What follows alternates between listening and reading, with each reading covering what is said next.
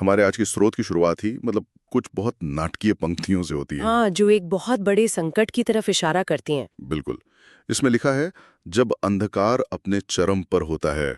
जब समय भी स्वयं से प्रश्न पूछने लगता है। मतलब माहौल पहले से ही बना दिया गया है कि कुछ बहुत बड़ा होने वाला है। सही। तब एक शक्ति प्रकट होती है। हम्म। तो आज हम शिव के उसी स्वरूप की कहानी में उतरेंगे जो इसी संकट के जवाब में प्रकट हुए, भैरव। या जिन्हें हम काल भैरव के नाम से जानते हैं। हाँ, काल भैरव। और ये कहानी सिर्फ किसी देवता के गुस्से की नहीं है। हमारे हाथ जो स्रोत लगा है वो इसे एक मनोवैज्ञानिक और दार्शनिक स्तर पर ले जाता है। मतलब ये अहंकार, न्याय और कर्म के नियमों की कहानी है। बिल्कुल। आज की इस चर्चा में हम यही समझने की कोशिश करेंगे कि शिव के इस सबसे उग्र, सबसे भयानक स्वरूप की जरूरत आखिर पड़ी ही क्यों। क्या कोई और रास्ता नहीं था? हाँ, और इस कहानी से हमें अपने बारे में क्या सीखने को मिलता है। चलिए फिर शुरू से शुरू करते हैं। कहानी हमें सृष्टि की शुरुआत में ले जाती है। सब कुछ नया नया था। एक गोल्डन पीरियड जैसा। हाँ, ब्रह्मा सृजन के काम में लगे थे, ज्ञान, वेद, अलग अलग लोग, सब कुछ आकार ले रहा था। लेकिन हमारे स्रोत के मुताबिक हर अच्छी चीज के साथ एक साया भी आता है। और यहाँ वो साया था अहंकार। सृजन के साथ ही एक बहुत सूक्ष्म भावना ने जन्म लिया, अहंकार। और यहाँ ये समझना जरूरी है कि ये हमारे आपके वाले छोटे मोटे घमंड की बात नहीं हो रही है। हाँ। ये एक ब्रह्मांडीय अहंकार है, एक कॉस्मिक ईगो। अच्छा। स्रोत बताता है कि ब्रह्मा को ये महसूस होने लगा, ये सब मैंने बनाया है, मैं ही रचयिता हूँ, इसलिए मैं ही सबसे बड़ा हूँ। ये तो एक बहुत ही दिलचस्प साइकोलॉजिकल ट्रैप है ना? जब कोई क्रिएटर अपनी क्रिएशन से इतना ज्यादा जुड़ जाए कि वो खुद को ही सिस्टम का सेंटर मान ले। मतलब फाउंडर सिंड्रोम जैसा कुछ। हाँ, कह सकते हैं। जहां किसी कंपनी का संस्थापक ये मानने लगता है कि कंपनी उससे बड़ी नहीं हो सकती। स्रोत में एक बड़ी कमाल की लाइन है जो इसी बात को पकड़ती है। कौन से? ज्ञान जब झुकना भूल जाए तो वह अंधा हो जाता है। ब्रह्मा के पास ज्ञान की कोई कमी नहीं थी, वो तो ज्ञान के स्रोत थे, पर अहंकार ने उस पर पर्दा डाल दिया था। और इस सब के बीच शिव, जो इस ब्रह्मांडीय व्यवस्था के संरक्षक हैं, सब देख रहे थे, पर पूरी तरह से खामोश थे। शिव का ये मौन अक्सर गलत समझा जाता है। ये उदासीनता या बेरुखी नहीं है। तो फिर क्या है? आध्यात्मिक परंपराओं में शिव का मौन तूफान से पहले की शांति की तरह होता है। यह एक चेतावनी है, एक तरह से मौका देने जैसा। बिल्कुल, कि सामने वाला अपनी गलती खुद सुधार ले।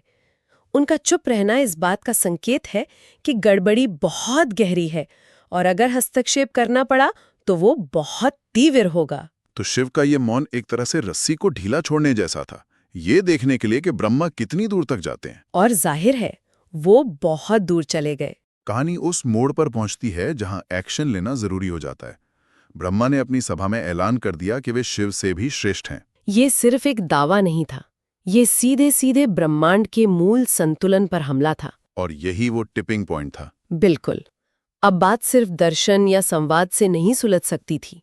जब सिस्टम का संतुलन खतरे में हो तो उसे रीसेट करने के लिए एक जबरदस्त ऊर्जा की जरूरत पड़ती है। और यहीं से कहानी का एक्शन वाला हिस्सा शुरू होता है। हाँ, स्रोत के अनुसार उसी पल शिव के मस्तक से, उनकी तीसरी आंख से एक आग का गोला, एक भयानक ऊर्जा निकली। इसका वर्णन भी बहुत नाटकीय है।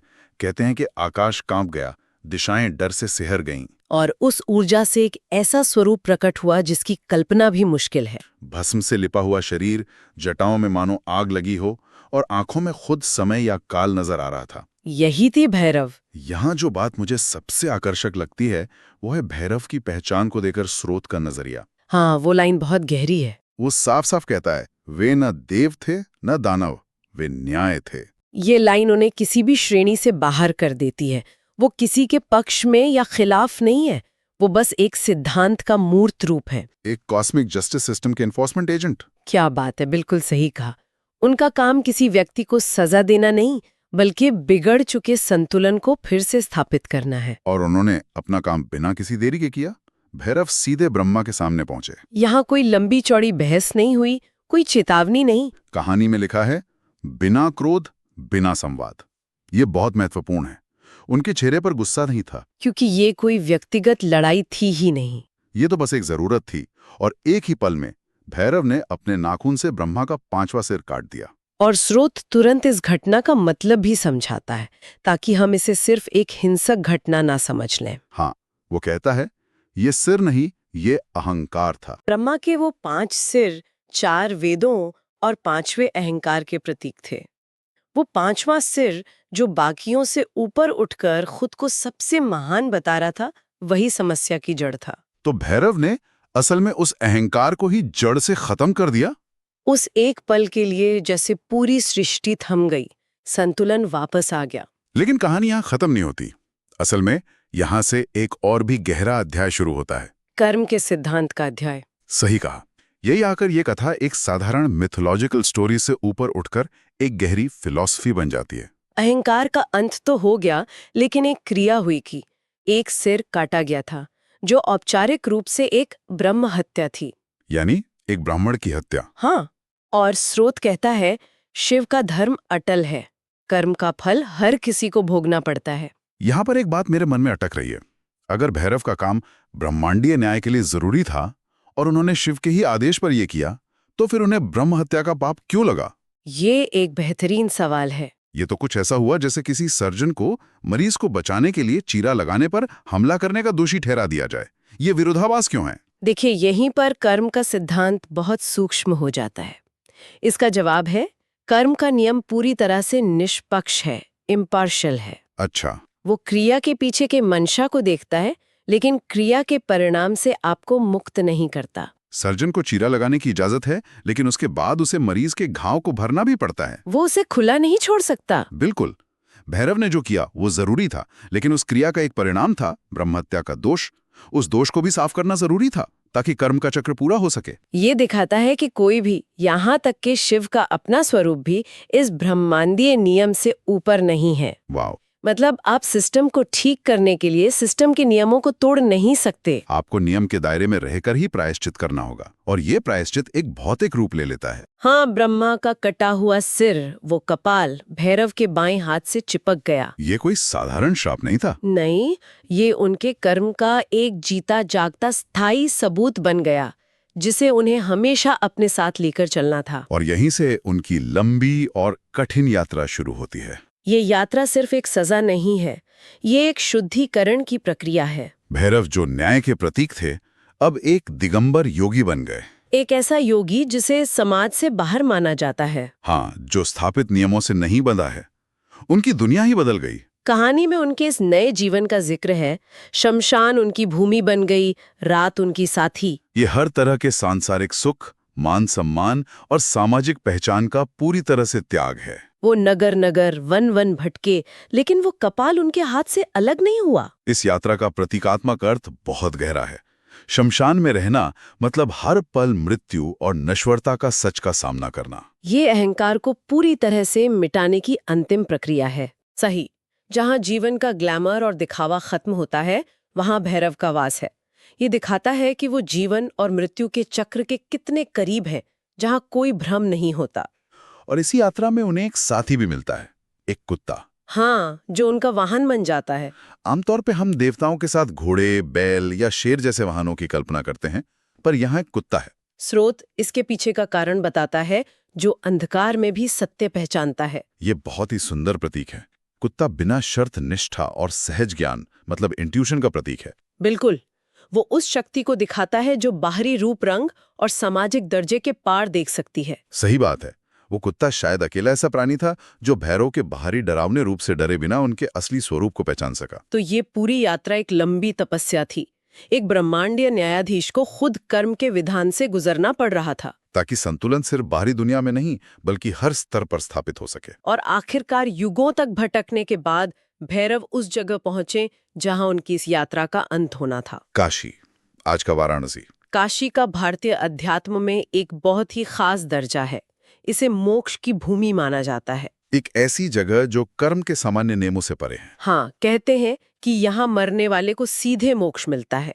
यह एक तरह का आध्यात्मिक दूतावास है, जहाँ दुनिया के नियम लागू नहीं होते। और कहानी के अनुसार जैसे ही भैरव के पैर काशी की पवित्र धरती पर पड़े, एक चमत्कार हुआ। वो कपाल, हाँ, वो कपाल जो हजारों सालों से उनके हाथ से चिपका हुआ था, अपने आप छूटकर जमीन पर गिर गया। ब्रह्म हत्या का दोष खत्म हो गया। भैरव उस कर्म के बोझ से मुक्त हो गया। यह घटना काशी को एक ऐसे आध्यात्मिक केंद्र के रूप में स्थापित करती है जहां सबसे बड़े कर्मों का भी समाधान हो सकता है। भैरव की मुक्ति सिर्फ उनकी अपनी मुक्ति नहीं थी, ये उस जगह की महिमा का भी ऐलान था। बिल्कुल, यह बताता है कि एक ऐसी जगह मौजूद है जहां कर्म के बंधन काटे जा सकते हैं। और उसी पल शिव ने उन्हें एक नई भूमिका दी, एक नया पद दिया। तभी से भैरव कहलाए। काशी के कोतवाल। कोतवाल शब्द यहाँ बहुत अहम है। इसका मतलब है शहर का रक्षक, एक तरह से चीफ ऑफ पुलिस। ये उनकी भूमिका में एक बहुत ही खूबसूरत बदलाव है। जो स्वरूप अहंकार को दंड करने के लिए प्रकट हुआ था, अब वह एक पवित्र शहर का रक्षक बन गया है। यह उनके उग्र और सुरक्षात्मक दोनों पहलुओं को एक साथ लाता है। सही। अब वह सिर्फ सजा देने वाले नहीं, बल्कि उस जमीन के रखवाले भी हैं जहां लोगों को मोक्ष मिलता है। कहते हैं कि आज भी काशी में रहने के लिए भैरव की इजाजत लेनी पड़ती है। और यहीं से हमें उनका पूरा और सबसे प्रसिद्ध नाम मिलता है, काल भैरव। ये सिर्फ भैरव नहीं है। स्रोत बताता है कि वो काल यानी समय के भी स्वामी हैं। ये उनके किरदार को एक बिल्कुल नया आयाम देता है। समय ही तो वह शक्ति है जिससे इस ब्रह्मांड में कोई नहीं बच सकता। हर चीज समय के अधीन है, जन्म, जीवन, मृत्यु, सब कुछ। तो जो समय का ही स्वामी हो, वो इन सब चीजों से परे हो जाता है। ना। स्रोत में एक बहुत गहरी लाइन है जो इसे समझाती है। जो समय को समझ गया, वो मृत्यु से नहीं डरता। तो काल भैरव की पूजा का एक बहुत बड़ा पहलू मृत्यु के भय पर जीत हासिल करना है। जब आप ये समझ जाते हैं कि शरीर नश्वर है पर चेतना नहीं, और ये सब समय के एक बड़े खेल का हिस्सा है, तो मौत का डर अपने आप कम हो जाता है। तो अगर हम इस पूरी कहानी का सार निकालें तो ये एक बहुत शक्तिशाली संदेश देती है। स्रोत कहता है, भैरव डराने नहीं आते, वे जगाने आते हैं। उनका उग्र रूप हमें भयभीत करने के लिए नहीं है, बल्कि हमारे अंदर सोए हुए अहंकार, अज्ञान और हमारे डरों को झकोर कर जगाने के लिए है। यानी ये कहानी सिर्फ देवताओं और ब्रह्मांड के स्तर पर नहीं है, बल्कि ये हर इंसान के अंदर की कहानी है। ये हमारे अपने अहंकार के लिए एक सीधी और साफ चेतावनी है। बिल्कुल। और ये सिर्फ एक आध्यात्मिक सत्य नहीं है। आप इसे कॉर्पोरेट दुनिया में देखें, राजनीति में, या हमारे अपने सोशल मीडिया फीड्स में। जहां भी देखें। हाँ, जिन लीडर्स, कंपनियों या हस्तियों में झुकने की, गलती मानने की क्षमता नहीं होती, उनका पतन निश्चित है। स्रोत की वो अंतिम पंक्ति, जो झुकना सीख गया वो बच गया, जो अहंकार में रहा वो कट गया, आज के दौर में शायद पहले से भी ज्यादा प्रासंगिक है। सही बात है। तो आज हमने भैरव के प्रकट होने की इस अद्भुत कहानी को कई परतों में समझा। कैसे ब्रह्मांडीय अहंकार को दंडित करने के लिए जन्मे एक स्वरूप ने खुद कर्म का फल भोगा, एक लंबी और कठिन प्रायश्चित की यात्रा की, और अंत में समय के स्वामी और काशी के संरक्षक के रूप में स्थापित हुए। और ये कहानी हमें एक सवाल के साथ छोड़ जाती है। हमने ब्रह्मा के 5वें सिर के कटने की कहानी सुनी, जो अहंकार का प्रतीक था। ये हमें ये सोचने पर मजबूर करती है कि हमारे अपने अहंकार के वे कौन से सिर हैं। क्या वो हमारे ज्ञान का अभिमान है, हमारी सफलता का गुरूर है, हमारा क्रोध है, या कोई ऐसा भ्रम है जिसे हम सच मानकर जी रहे हैं। शायद भैरव की ये कथरा सिर्फ देवताओं के बारे में नहीं, बल्कि हमारे अंदर के इस अहंकार